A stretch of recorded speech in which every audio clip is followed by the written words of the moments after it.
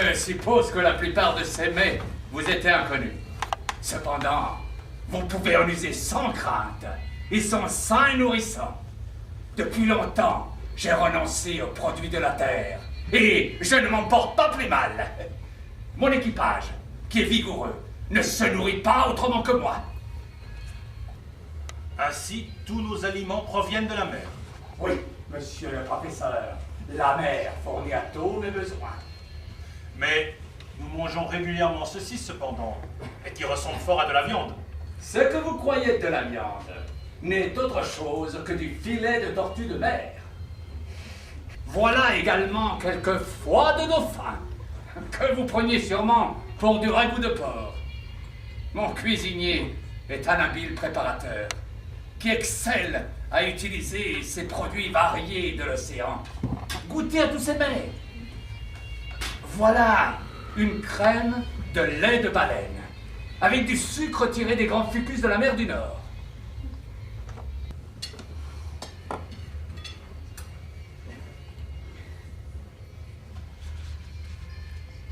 Ah.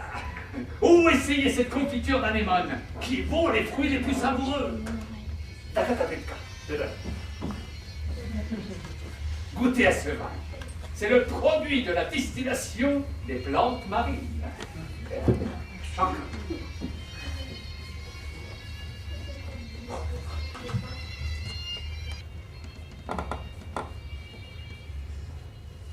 C'est délicieux.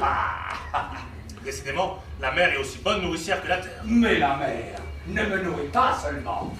Elle me vêtit encore.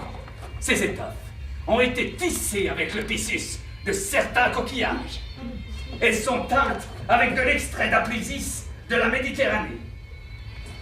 Votre lit est fait de la plus douce austère de l'océan.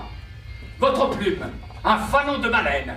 Votre encre, la liqueur secrétée par la sèche ou l'encornet. Tout me vient maintenant de la mer, comme tout y retournera un jour. Vous aimez la mer, capitaine? Oui, je l'aime. La mer est tout. Son souffle est pur et sain. C'est l'immense désert, où l'homme n'est jamais seul, car il sent frémir la vie à ses côtés. C'est par la mer que le globe a commencé, et qui sait s'il ne finira pas par elle. Voyez cet océan, monsieur le professeur. N'est-il pas doué d'une vie réelle? N'a-t-il pas ses colères et ses tendresses? Il possède un pouls, des artères, il a ses spasmes. Oui, l'océan possède une circulation véritable. J'ai surpris ces courants de haut en bas et de bas en haut, qui forment la vraie respiration de l'océan. Rôle immense, rôle de pondérateur dans l'économie générale du globe. Toujours le mouvement, toujours la vie. Là est la vraie existence, là est la suprême tranquillité.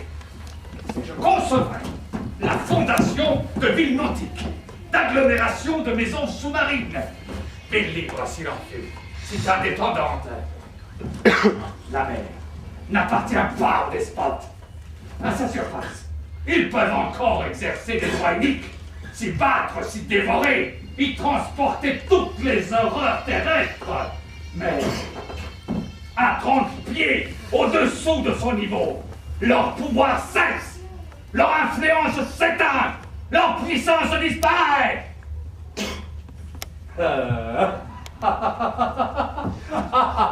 Monsieur, vivez au sein des mers.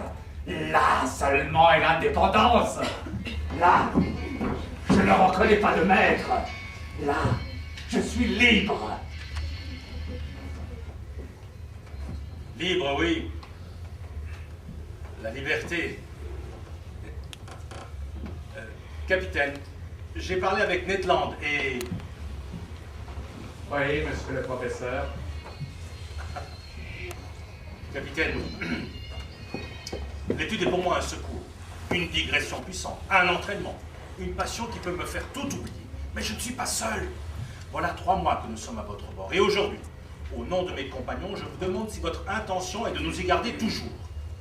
Monsieur Aronas, je vous répondrai aujourd'hui ce que je vous ai répondu il y a 3 mois. Qui entre dans le Nautilus ne doit plus le quitter. Capitaine, ce que d'aucuns considérera comme une chance, à un autre y verra une grande frustration. Vous parlez de liberté, mais est-il libre l'homme dont la prison se déplace? Et vous êtes-vous demandé ce que l'amour de la liberté pouvait nourrir de sentiments de vengeance dans une nature comme celle de Ned Land? Si vous pouvez penser, tenter, essayer. Que Maître Ned pense, tente, essaye tout ce qu'il voudra. Peu m'importe. Ce n'est pas moi qui ai été le chercher. Ce n'est pas par mon plaisir que je le garde à mon bord.